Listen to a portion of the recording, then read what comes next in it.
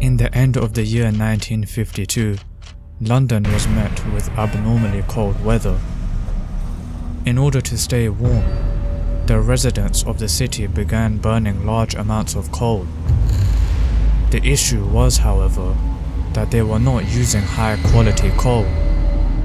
Instead, due to the state of the country post-war, people resorted to using cheap, low-grade coal, otherwise known as nutty slack. This coal, when burned, produced thick, dirty smoke. To make matters worse, factories and power stations were using the same method, resulting in soot and sulfur dioxide accumulating in the air.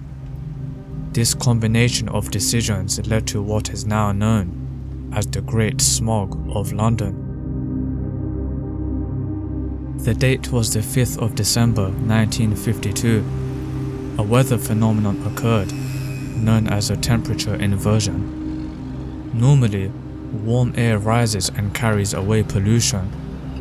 However, in this scenario, a layer of warm air settled above the city, trapping the cold air, mixed with the smoke, chemicals, and fog, closer to the ground. As a result, there was no wind, no sunlight, and no possible way for the pollution to disperse. Naturally, the smog continued to thicken. Over the following days, the fog began to turn a yellowish-brown color as soot, sulfuric acid, and other compounds kept building up. The visibility was reducing further and further, to the point where in some locations, people could only see a few feet around them. This was alarming. Public transportation stopped, and even ambulances could no longer navigate the streets. The population was forced to walk with cloths on their face, carrying flashlights, in order to find their way home. In just a few days, the smog had entered buildings all around the densely populated city. Cracks, windows, and gaps in the doors allowed for the smog to infiltrate residences and other such buildings.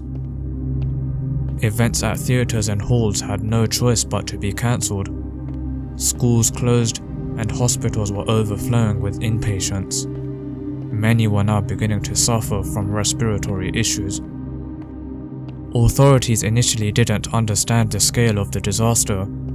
They estimated the deaths to be low, with a large part of the population expecting the smog to disappear in a couple of days.